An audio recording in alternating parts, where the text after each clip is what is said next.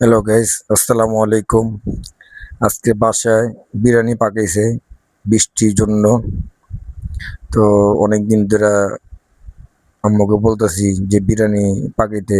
সাদা পোলাও খুব সুন্দর হয়েছে, পাকাইছে। কালারটা অনেক সুন্দর হয়েছে। দেখেন গাইস, কত সুন্দর কালার পোলাওর, খুব ভালো লাগলো। তারপরে 2 প্লেট, আরেকটা প্লেটও বাড়ছে।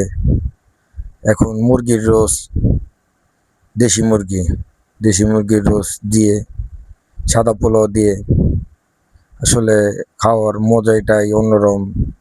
বাসাবাড়ির খাবার আর বাইরের খাবার দুটা দুই রকমের।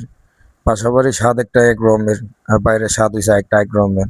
তারপরে সাথে সালাদ আছে, মাখা সালাদ, টমেটো, কাঁচামরিচ, পেঁয়াজ দিয়ে সালাদ বানানো হচ্ছে। তো আম্মুকে বললাম যে আজকে সাদা পোলাও আর মুরগি রোস্ট করো, খাই। তো খাবারটা মাশাল্লাহ আলহামদুলিল্লাহ অনেক সুন্দর হয়েছে, খুব ভালো লাগলো। তো এখন আমি স্টার্ট করব বিসমিল্লাহ বইলা খাবারটা। এখন খাবারটা বিসমিল্লাহ বলে মুখে দিতাছি। দেখেন, মুরগির রোস্ট, দেশি মুরগির রোস্ট, ও সাথে টিকা ও সালাদ। এখন বিসমিল্লাহ বলে মুখে দিব। বিসমিল্লাহ। মুরগির রোস্টটা অনেক স্বাদ হয়েছে, খুব ভালো হয়েছে, খুব টেস্ট। দেশি মুরগির সাথে টিকাটা, গরুর টিকা খাইলাম, খুব ভালো লাগলো।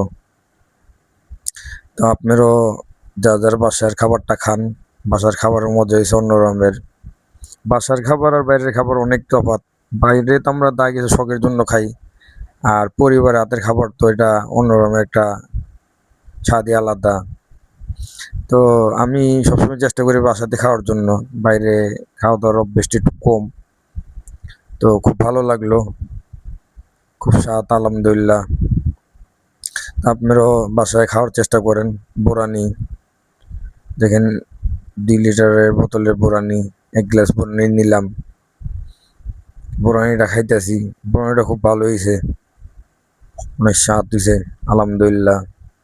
আপনারাও যার যার বাসা বাড়িতে পরিবার হাতে খাওয়ার চেষ্টা করেন।